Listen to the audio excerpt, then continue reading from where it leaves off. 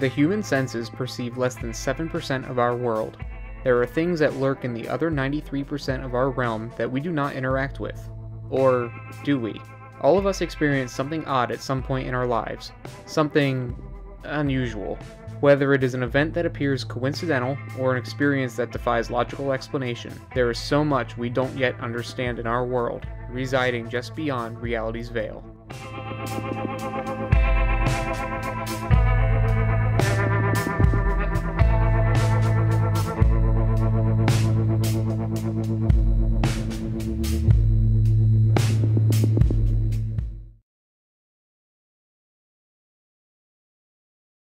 I have to make this quick, as I have to go to bed shortly, but I wanted to talk about Deja Vu.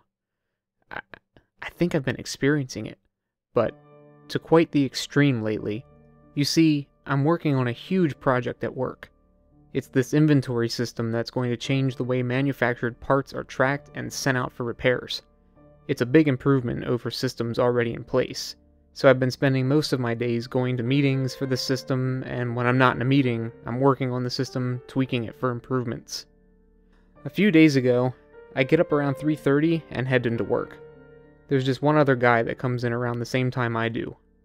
Let's call him Jeff.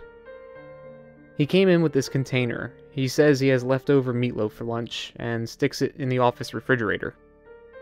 I check my emails, bring up my work templates for the day, and start working on the system. 7:30 rolls around, time to leave for a meeting. I'm in meetings until around 10 a.m. I come back to my office.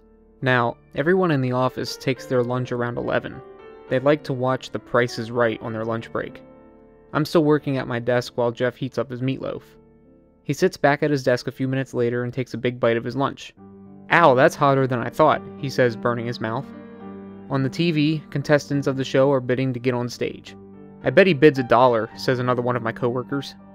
Sure enough, the contestant bid $1, and my coworker laughs. After lunch, my boss says, "Alright guys, I have meetings the rest of the day, I'll see you all tomorrow," and he walks out of the room.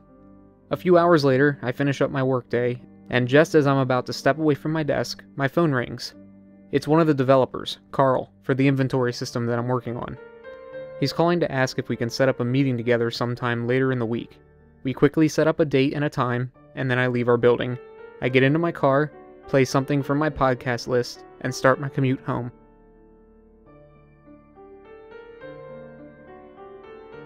At 3:30 a.m. the following day, my alarm goes off. I get up and drive into work. I pull into our parking lot to see Jeff getting out of his car with this container in his hands.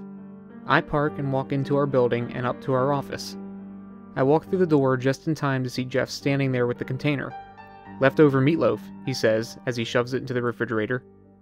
I think to myself, that's odd, but I shrug it off. I follow my daily routine, head out to the meetings that I have for the morning, and come back in time for lunch. As usual, The Price is Right is on TV, and Jeff is heating his lunch.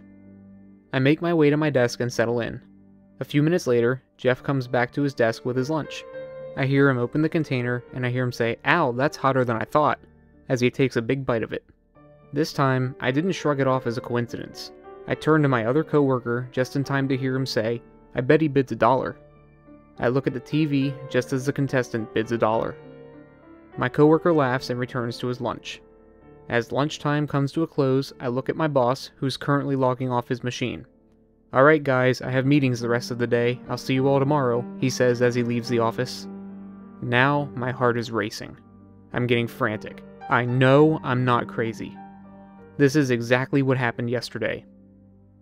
I even started looking around at the expressions and the behaviors of other coworkers to see if someone else had begun to notice the same thing. Nobody seemed to take notice. I was the only one who could tell something was wrong.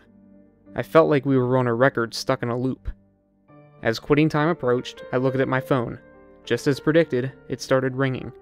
I answered it, "Carl?" And I hear a reply, "Hey, I was wondering if you had time later this week for a meeting." My reply to him was, "I thought we scheduled it for Friday at 10. His reply being, "Oh, I must have forgotten to write it down. I'll see you then." I raced home and thought about the events that took place that day. I decided I must just need a good night of sleep and that everything would be fine.